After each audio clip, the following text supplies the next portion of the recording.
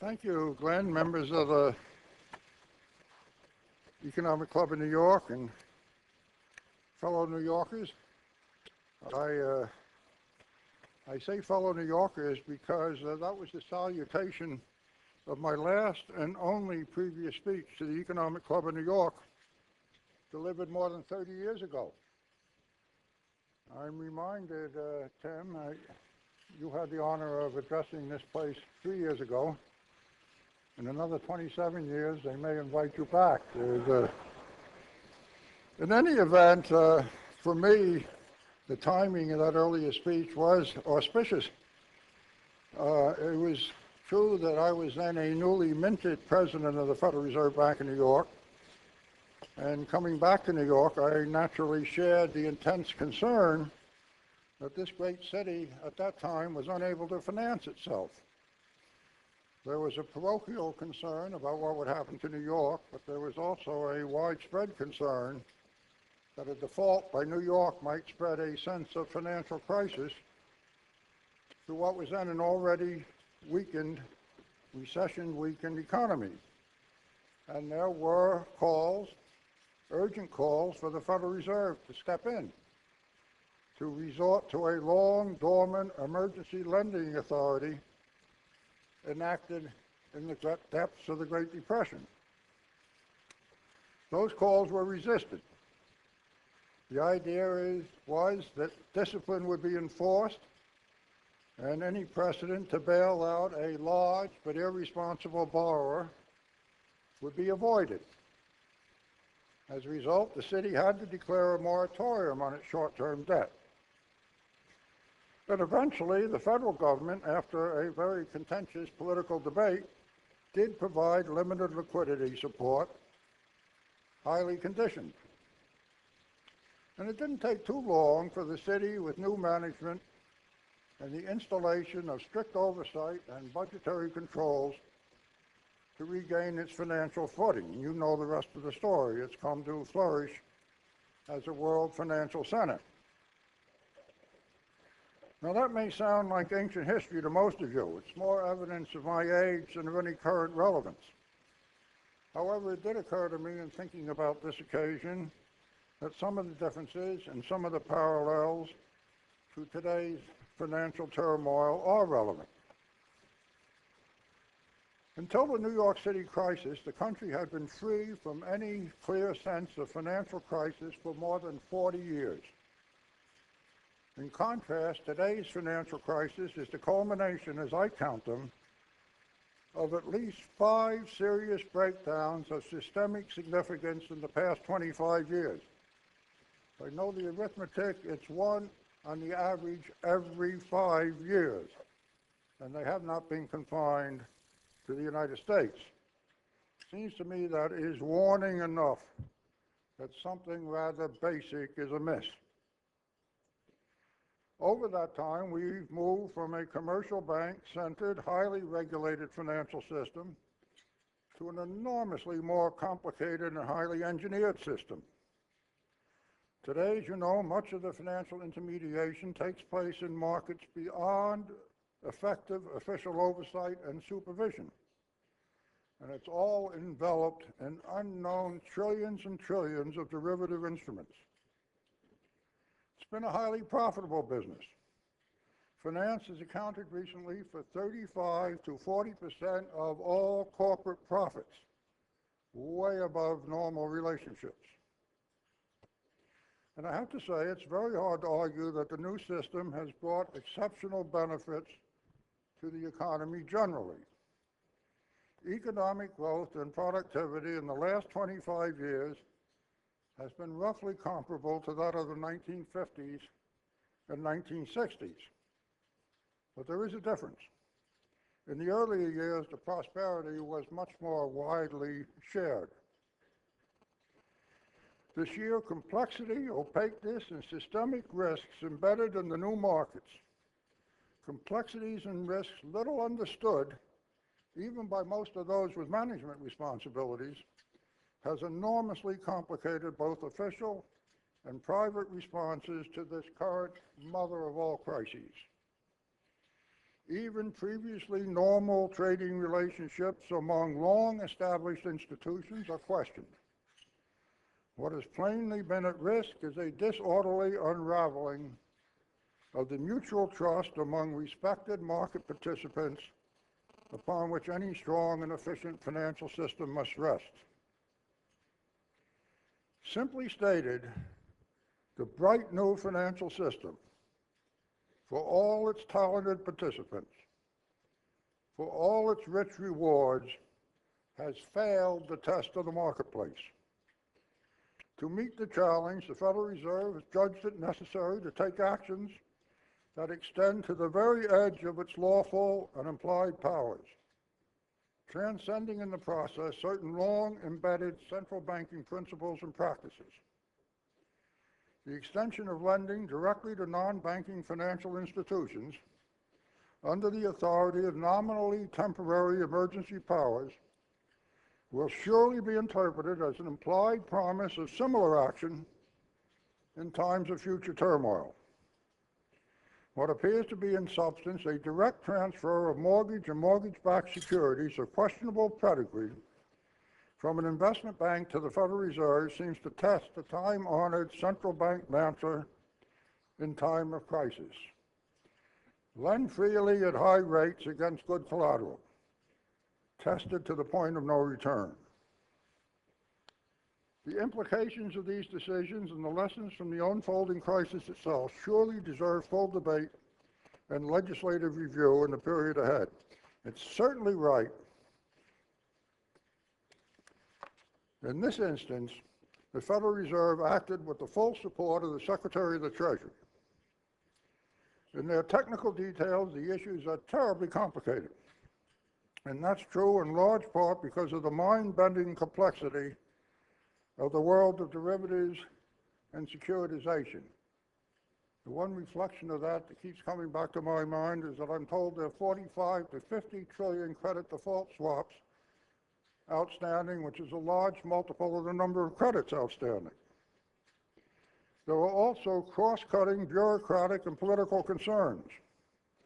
Political concerns at the high level of the proper use and allocation of government power, and at the low level of embedded economic interests and lobbying. In sum, it all adds up to a clarion call for an effective response. Now, before turning to the specifics of that needed debate, I want to emphasize we're not dealing simply with problems of financial structure and regulation, or repairing or papering over weak links in the markets, or realigning supervisory responsibilities. Financial crises typically emerge after a self-reinforcing process of market exuberance marked by too much lending and too much borrowing, which in turn develop in response to underlying economic imbalances. The New York City case was illustrative. The city had spent beyond its means for years. Aided and embedded by local banks, a seemingly profitable but rickety financial structure was built. It was dependent on the rollover of short-term financing and rested on the unspoken presumption that major cities don't go broke. That was child's play relative to recent years. Now it's the United States as a whole that become addicted to spending and consuming beyond its capacity to produce. The result has been a practical disappearance of personal savings, rapidly rising imports, a huge deficit in trade. And of course, the process has been extended and aided and abetted by the willingness of other countries, foreign investors, businesses, and governments to close the gap by buying our Treasury securities, by directly or indirectly financing our home buyers as well as our banks, and increasingly by buying into our businesses. It all seemed so comfortable. There was no pressure for change. Not from Washington, that was spending money and keeping taxes low. Not on Wall Street, that was wallowing in money. Not on Main Street, with individuals enjoying easing credit and rising house prices. Not abroad, certainly not in China or elsewhere, dependent upon booming exports and content to build huge financial reserves. But in the end, just as in the case of New York, no financial legerdemain could long sustain the unsustainable. A breaking point, typically not anticipated, appears, in this case triggered by some softening of the housing market. The excesses of the subprime mortgage were exposed, doubts about financial value spread, and adjustments, painful, but I would say necessary adjustments, are forced on the economy. Now, a second generic point is worth emphasizing. We lose sight of it.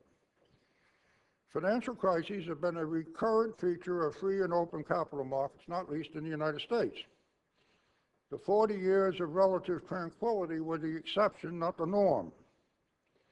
Any return to heavily regulated, bank-dominated, nationally insulated markets is pure nostalgia, not possible in this world of sophisticated financial techniques made possible by the wonders of electronic technology.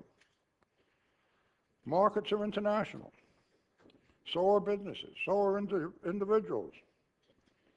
We cannot regulate and supervise without taking account of and even learning from practices elsewhere. But it's equally compelling that a demonstrable, fragile financial system that has produced unimaginable wealth for some, while repeatedly risking a cascading background of the system as a whole, does need repair and reform. The nub of the problem is that the inherent risks involved in financial intermediation, a process vital to the success of any free economy, must be examined. On the one hand, there are those who need funds, reliable long-term funds, to build businesses, to buy homes, to finance an education, or whatever. On the other hand, many of those with available funds insist upon safe, highly liquid assets for their money. Reconciling those different requirements inherently involves uncertainty and risk, credit risk and maturity risk. Now, absorbing those risks was once largely the role of commercial banks, savings institutions, and insurance companies. Typically, those institutions were subject to rather comprehensive regulation. And the banks, of course, also had access to an official safety net in times of stress. And in recent years, happily, the banks have built substantial capital. The business model of those institutions rested on the continuity of customer relationships, implying some cushioning of the impact of market volatility. In the new paradigm, the intermediation process has increasingly become the domain of the open market. The general idea is that the inherent risk can be minimized by unpackaging the institutional relationships, separating maturity and credit risks, slicing and dicing so that those risks can be shifted to those most willing and capable of absorbing them.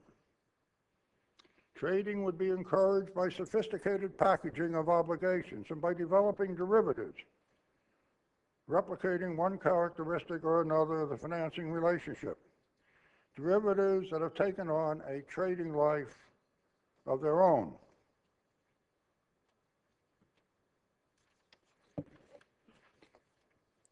I think it's fair to say the liquidity of active markets has also encouraged thin capital positions and high leverage. Now, the intellectual rationale was to encourage arbitrage to close inconsistencies in pricing to enhance market efficiency. It's efficient in theory. In practice, it has lacked two practical imperatives in the lending process. One is the clear responsibility of a lender for judging the creditworthiness of a loan. The second is the ability of the purchaser in the secondary market to itself appraise the nature and value of the credits it's acquiring. The first of those requirements has clearly been undercut by the tendency to package and sell a loan promptly after its origination. To the extent those obligations are by a commercial or investment bank, the practice can at least be reviewed and disciplined by a relevant supervisory authority.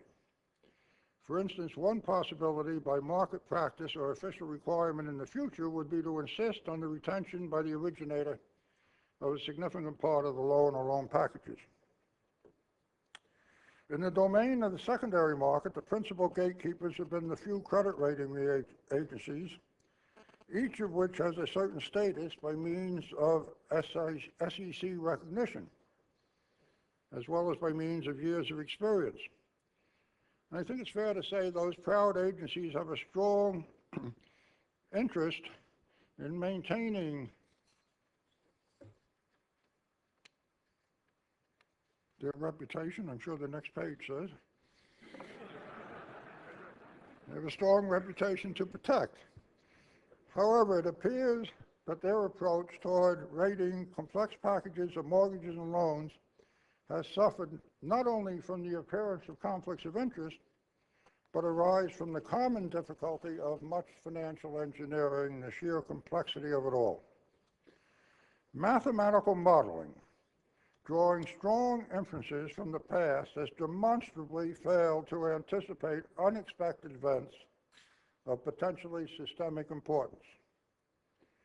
The commonly cited 2 sigma or once in 50-year events have materialized too frequently to validate that approach. Part of the problem, as I understand it, is that mathematical modeling simply cannot deal with markets, where it is not random or physically determined events, but human instincts that cause self-perpetuating waves of unwarranted optimism or pessimism. The combination of herd behavior, opaque loan characteristics, and breakdown of market functions at time of crisis has raised important questions about the characteristics and usefulness of mark-to-market accounting, particularly its extension in uncertain and liquid markets to what is euphemistically known as fair value accounting. That is too complicated a subject for me to linger on today, but suffice it to say there cannot be much doubt that mark-to-market is an essential discipline for trading operations, for hedge funds, for other thinly capitalized financial firms. What's at issue is the extent to which it is suitable for regulated, more highly capitalized intermediaries, including commercial banks, their ongoing customer relationships, the value of which is not automatically correlated with reversible swings in market interest rates, cannot be easily reduced to a market price or a mathematical model. Now, I know very well that the seemingly simple approach of fair value accounting is a highly complex matter extending beyond financial markets. As it should be, resolution of these questions is in the hands of independent standard setters. I'm encouraged that the issues are under review, and I trust that minds are not closed as to the appropriateness of mark-to-market under particular circumstances. Another highly significant area of concern has been the practice of important commercial investment banks to move certain sponsored and related operations off balance sheet. That has been surprising to me, at least, in light of the well-publicized problems of Enron and other industrial companies. Experience has again demonstrated that off balance sheet cannot be the same as out of mind or out of responsibility. Too much is at risk, both financially and reputationally. Now, that recitation of particular market vulnerabilities or supervisory lapses, of failures to close gaps or end disagreements among regulators is not surprising. In the United States, informed observers, market participants, officials themselves have long been aware of fragmented responsibilities, competing and overlapping institutional objectives, and ingrained resistance to change. Established agencies simply haven't been able to keep up with all the complexities. The drumbeat of lobbying pressure has not been for more effective supervision. To the contrary, it's been, among other things, fear of allegedly heavy-handed and intrusive official intervention damaging to the competitive position of institutions operating in international markets. And perhaps most insidious of all and discouraging discipline has been the pervasive compensation practices. I know it's a long and well-known story, and I won't go into it in detail, but in the name of properly aligning incentives, There are enormous rewards for successful trades and deals and for loan originators, but the mantra of aligning incentives seems to be almost entirely lost in the failure to impose symmetrical losses, or frequently any loss at all, when failures ensue. The point is made time and again, yet with rare exceptions, compensation committees and their consultant acolytes seem unable to break the pattern. Well, far from complete, I said enough to confirm that reform, intelligent reform, will be a lengthy and arduous practice. I particularly welcome Secretary Paulson's leadership in setting out a broad vision of one logical direction for change. Congressional leaders and others are preparing legislative proposals. It's all very useful, but it's going to take time to debate and mature. Meanwhile, we're dependent on ad hoc approaches, making do with and hopefully making better what we have. And in the process, we need to take care that immediate decisions don't inadvertently prejudice more considered approaches. Now, it's clear the immediate response to the crisis has been resort to untested emergency powers of the Federal Reserve. Out of necessity, sweeping powers have been exercised in a manner that's neither natural nor comfortable for a central bank. As custodian of the nation's economy, the nation's money in particular, the Federal Reserve has the basic responsibility to protect the value of the currency and resist chronic pressures toward inflation. It is granted a high degree of independence in pursuing that responsibility. But at the same time, the Federal Reserve should be removed from and seen to be removed from decisions that seem biased to favor particular institutions or particularly sensitive constituencies. Housing is certainly a sector politically sensitive as well as economically important. So I ask myself, why? Why, in the present circumstances, is so much of the burden of restoring liquidity on the mortgage market placed on the Federal Reserve?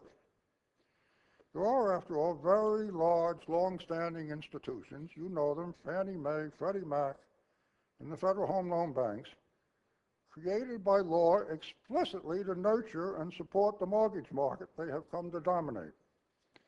They have long enjoyed direct and indirect government support. Until now, Fannie and Freddie stockholders and executives have been generously rewarded. Existing law provides for direct government financial support, which could include fresh capital in time of need. Yet given the illiquidity of mortgages, including their own mortgage-backed securities, it seems to me they've been remarkably passive until very recently. I well understand that managements feel a fiduciary duty to their stockholders. But if that duty, in the face of a national crisis in the mortgage market, and their own statutory purposes is the overriding criterion, we can logically ask, what is the rationale for their existence as a government-sponsored and subsidized agency? If instead it's simply a matter of the budgetary consequences of overt government support, those consequences are only hidden by Federal Reserve mortgage acquisitions, not avoided.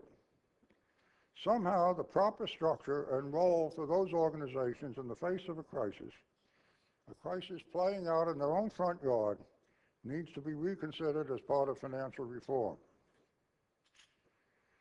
In the here and now, if the illiquidity of the mortgage market is the crux of the problem, the use of existing institutions would be quicker and more effective now than building a new channel for government assistance. At any rate, the crisis is simply too threatening to rule out the possibility of government support may be needed. Now, there is quite understandably a great deal of attention being paid to the future role of the Federal Reserve as lender of last resort, regulator, and supervisor, and it won't surprise you to know that's an area in which I happen to have some strong views. The Fed, by reason of its mandate, its prestige, its perceived competence, and most importantly, because it's called upon to lend to troubled banks, is advantageously placed to exercise strong and effective oversight of the financial system. Well, that was a simple and straightforward proposition when commercial banks over which the Federal Reserve had direct authority were in fact the systemic heart of the system. Recent developments have affirmed that those institutions with relatively strong capital positions still are crucial in absorbing risk when the system is under pressure. But now we are faced with further extending and clarifying the Fed's regulatory and oversight responsibilities to investment banks, or beyond, or conversely changing direction toward a new and presumably more consolidated regulatory authorities. The answer to those questions won't come easily, but they must come. Recent developments do certainly justify a sense of urgency, permitting the Congress and a new president to cut through the entrenched political and institutional resistance to change. So let me just say, in dealing with the challenge, a number of points seem to me of fundamental importance. One is the role of the Federal Reserve as lender of last resort and as regulator does need clarification. Those functions are inextricably linked to the extent particular institutions are protected by borrowing privileges. The plain implication of recent actions is that in time of stress, investment banks deemed of systemic importance ought to be so privileged. But how is that universe to be defined? And unless the Federal Reserve's initiative can be contained to a single aberrant incident, which seems quite unlikely, a direct responsibility for oversight and regulation follows. I don't see how that responsibility can be turned on only at times of turmoil, in effect when the horse is left to barn. If the Federal Reserve is to range further, to have clear authority to carry effective umbrella oversight of the financial system generally, internal reorganization will be essential. Fostering the safety and stability of the financial system would be a heavy responsibility, paralleling that of monetary policy itself. Providing direction and continuity will require clear lines of accountability, running, for instance, to the Vice Chairman of the Board and to relevant Reserve Bank presidents, all backed by a stronger, larger, highly experienced, and reasonably compensated professional staff. And alternatively, a case can be made for consolidating all supervisory and regulatory responsibilities for safety and soundness into a single super agency. While starkly contrary to the American tradition of more specialized agencies, it is the path taken by the UK and a number of other countries to assure consistent and effective coverage. However, as recent UK experience emphasizes, close liaison and cooperation with the central bank would be absolutely essential for anticipating and managing crises. Now, I well understand no one will benefit from regulation and supervision which is unduly intrusive and arbitrary. Venture capital and equity funds have been two successful, creative, and valuable parts of American capital markets. And by their nature, they're dependent on strong and sophisticated investors, so systemic implications of failure of particular funds is unlikely. Consequently, the case for official liquidity support or direct regulatory intrusion is weak. Hedge funds are another story. When managed carefully, they may add to the efficiency of markets. However, the potential for trouble has been amply demonstrated, particularly when those funds are sponsored by banks or investment banks. Consideration needs to be given to ways and means of damping excessive leverage, possibly through the influence of their prime brokers. Similarly, banks in their lending practices need to resist the dangerous and excessive leveraging of businesses acquired by equity funds.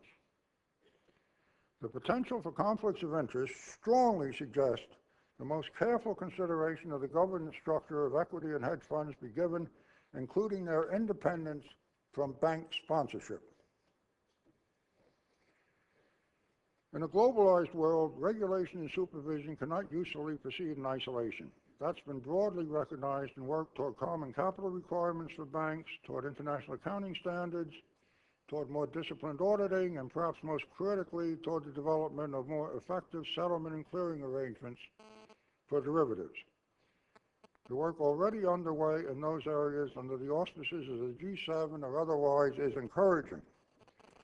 Financial regulation in general, competition and regulatory laxity cannot be a tolerable approach.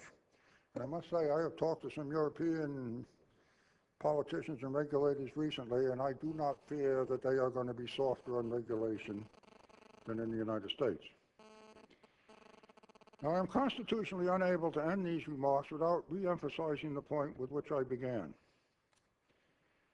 Financial crises are most damaging when underlying economic forces are out of kilter, when the bursts of self-reinforcing enthusiasm or fears take hold. It's the basic responsibility of the central bank, most decidedly of the Federal Reserve, whose influence spreads worldwide, to balance and moderate those forces. That's a tough job, particularly when the markets are in turmoil, when concerns about recession are rife.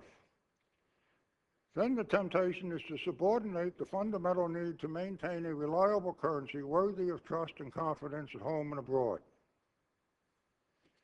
Let me remind you that the dollar, after all, is a fiat currency, backed only by the word and policies of our government, policies exemplified by an independent central bank committed to maintaining price stability. The apparent pressure on the Federal Reserve to take many billions of uncertain assets into its own balance sheet raises questions that must be decisively answered by demonstrating the commitment to deal with emerging inflationary pressures. All of that is more important in the midst of the weakness of the dollar internationally and our continuing heavy dependence on foreign capital. Well, let's, at the end, not lose sight of the silver lining. What can be the positive outcome of all the turbulence and torment? The excesses of the market are surely being penalized in terms of huge losses of money and prestige. The transient pleasures of extreme leveraging have been exposed. By force of circumstance, the nation's spending and consumption are being brought into line with our capacity to produce. The need for regulatory reform is broadly recognized. We have the opportunity to lay the foundation for a new period of sustained growth and stability, and I trust we will seize that opportunity for the benefit of this city, this country, and indeed to global finance, which is still so dependent upon American example and leadership. Thank you very much.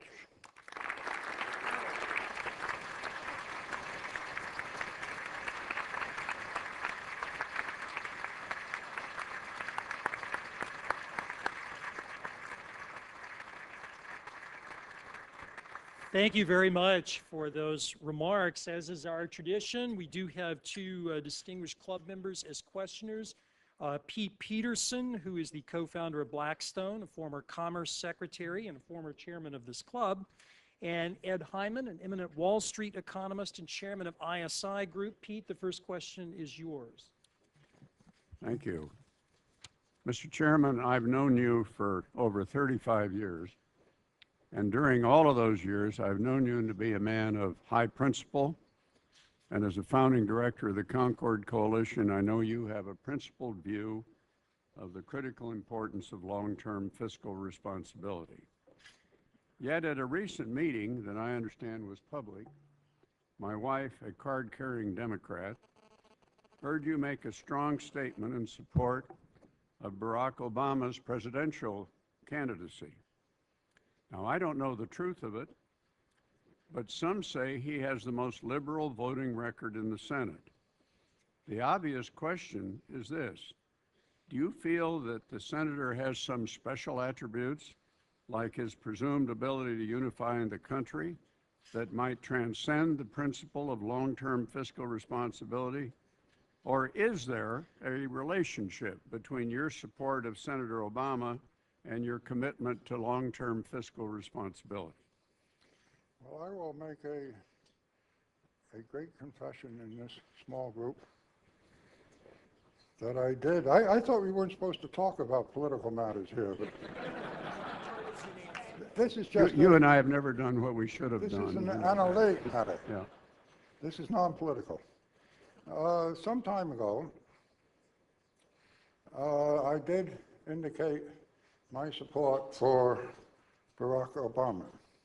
My confession is I had not long studied his economic program and his voting record in the Illinois legislature. Let me make that clear. Nor did I long examine his opposition's voting record on these matters or their economic program, neither of which were very clear at the time. What I do have is some fairly strong feelings, and I don't like the direction that this country has been going in for some time, in many directions. Economic may be one part of it, but it is only a small part of the problem in this country. Let me give you one little symptom of a lot that's wrong. People have taken surveys of American opinion every year for years. One of these things where they ask the same question. Do you trust your government to do the right thing most of the time? Not a very tough examination. That used to be 20 or 30 years ago, when we first met, the positive response was 70%. Now the positive response is 25 to 30%. I think that tells you something.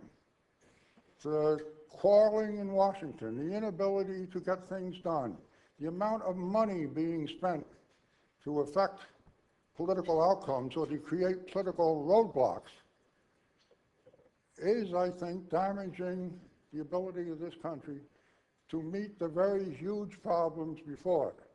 Whatever it is, foreign policy, global warming, Medicare, medical expenses, medical programs, even something as simple, straightforwardly as Social Security that you've been talking about for 5 years and nobody does anything.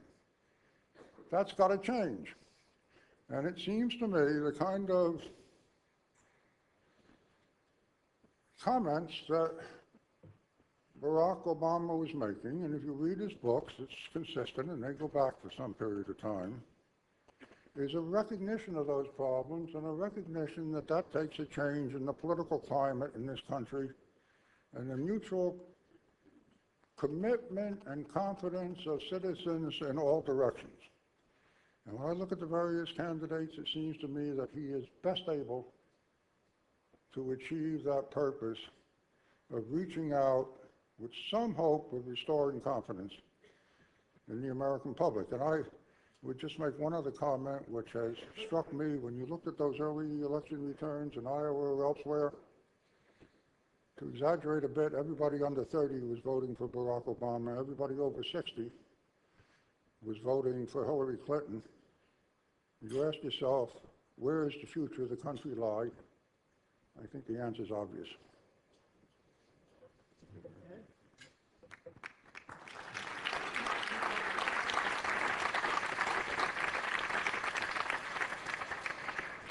Mr. Chairman, even if it's a poetic, let me wish you a happy 80th birthday. Okay.